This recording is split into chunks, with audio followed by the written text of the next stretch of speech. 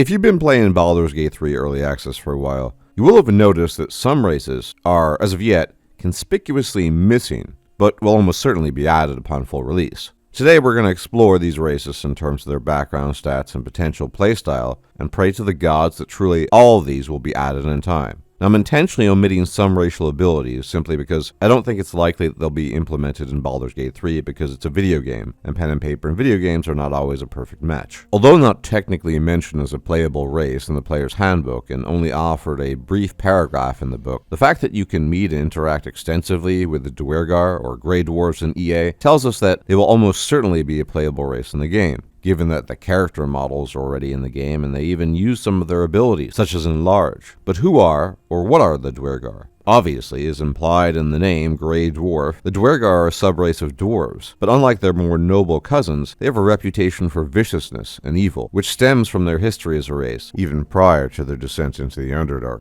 Long ago, the Duergar were simply a clan of shield dwarves in an ancient dwarven kingdom that rather exceptionally venerated the god Lagadur, and was an ambitious, greedy, and powerful clan that suffered from the chief dwarven sin of pride, believing themselves to be best suited to rule over the other dwarven kingdoms of the time. Increasingly isolated from the other dwarven clans, and no longer paying them much heed, these dwarves became vulnerable, and it was then that they were attacked by mind flayers, who slew and enslaved most of the population. During their captivity, which lasted for many generations, the mind flayers performed cruel and bizarre experiments on the dwarves, mutating them in the process. It was during this harsh period of their history that the Duergar emerged as a distinct subrace of dwarves, taking on their grayish hue, and having developed unique abilities distinct from other dwarves as a result of their enslavement. This proved to be useful, as the many experiments that were conducted on them also made them resistant to mind flayer abilities, and they rose up and rebelled, slaying many Illithid and gained their freedom in a bloody revolt. Soon after, the Grey Dwarves expanded into the Underdark, carving out their own kingdoms and fiefdoms to rule, but the centuries of captivity had fundamentally changed them. The Duergar had wholly given themselves over to evil, being of extremely lawful and cruel bent. Unlike most dwarves, the Duergar also have a strong tradition of the magical arts,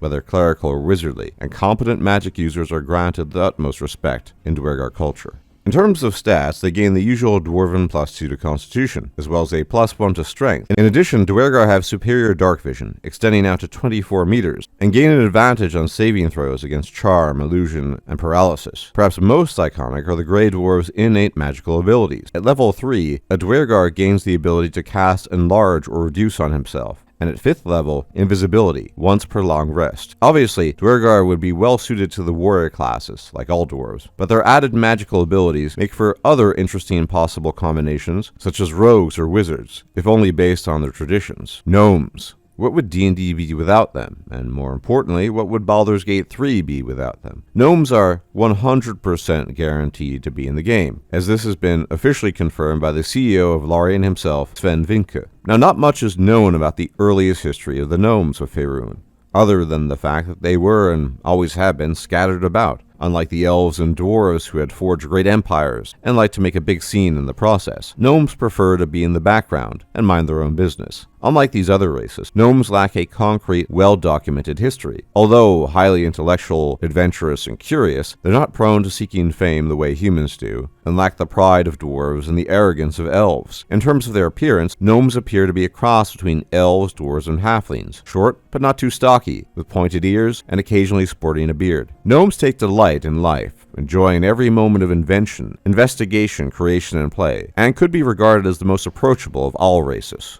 Gnomes are typically divided into 3 different subraces: rock gnomes, forest gnomes, and deep gnomes. All gnomes have the following abilities and stats: +2 to intelligence, dark vision up to 12 meters, and gnome cunning, which gives them an advantage on all intelligence, wisdom, and charisma saves against magic. When people think of gnomes, they usually are thinking of rock gnomes, being by far the most common of the gnome subraces. And rock gnomes are open-minded, curious, and well known for being inventive, and for their enjoyment of tinkering. Rock gnomes enjoy all the basic gnome traits, as well as the additional traits +1 to Constitution and Artificer's Lore, which allows them to make an intelligence check related to magical, alchemical, or technological items, and adds twice your proficiency bonus instead of any other proficiency bonus that might apply. Forest gnomes are rarer than rock gnomes, and as the name implies, dwell primarily in the forests of Faerun. Typically of smaller stature than rock gnomes, their skin and hair tend toward bark-like colors as implied by their name. They are perhaps the shyest of all gnomish subraces, even more so than the Deep Gnomes. Forest gnomes receive a +1 to Dexterity, in addition to the standard gnomish traits, and gain the innate ability Minor Illusion. In pen and paper, they also have the ability to speak with small animals, but it's not clear how or if that would be implemented in the game. It might be implemented as a speak with animals, but here I'm just speculating. Finally, they're the Deep Gnomes,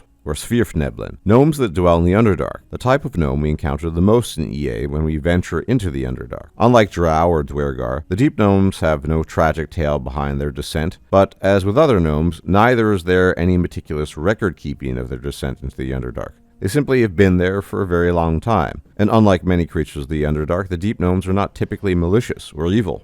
In addition to the standard gnomish stats, Svirfneblin receive a +1 to Dexterity, superior dark vision up to 24 meters, and stone camouflage, which gives them an advantage on dexterity checks to hide in rocky terrain. Now obviously, gnomes of all races would probably make the best wizards, as they have the highest intelligence bonus of any race, but depending on which race you choose, they could also make good rogues, or perhaps another class. Half-orcs are born of the union of human and orc, sadly not always under peaceful circumstances. Some half-orcs seek glory within orc tribes, with their human blood giving them an edge over their full-blooded orc rivals, whereas others venture into the world to prove their worth among humans and other more civilized races. Many such half-orcs become adventurers, achieving greatness for their mighty deeds and notoriety for their barbaric customs and savage fury. If we are to believe the claim that all players' handbook races will be in the game, half-orcs are guaranteed to be in Baldur's Gate 3, even if there are no such encounters in early access. Half-orcs gain a +2 to Strength, and a +1 to Constitution, and have dark vision up to 12 meters. They gain the ability Menacing, which gives them proficiency in Intimidation, and Relentless Endurance, which takes effect when you are reduced to 0 hit points but not killed outright. Instead, you can drop to 1 hit point, which can be used once per long rest. And Savage Attacks. When you score a critical hit with a melee weapon attack, you can roll one of the weapon's damage dice one additional time and add it to the extra damage with a critical hit. Obviously, any warrior class would be an excellent choice for the half-orc, especially the barbarian.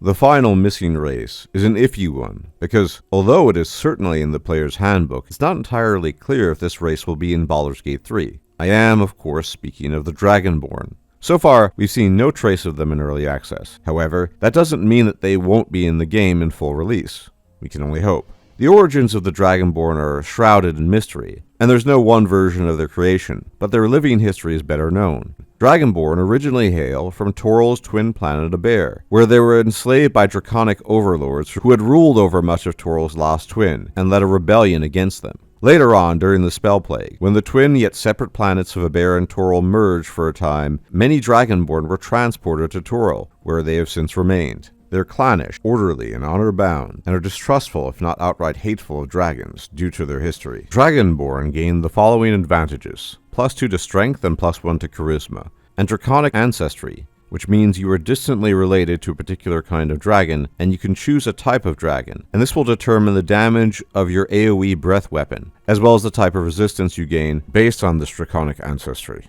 And probably the class that Dragonborn are most suited to is the Paladin, but obviously they could make good warriors of any sort, as well as possibly a charisma-based class, such as a Bard.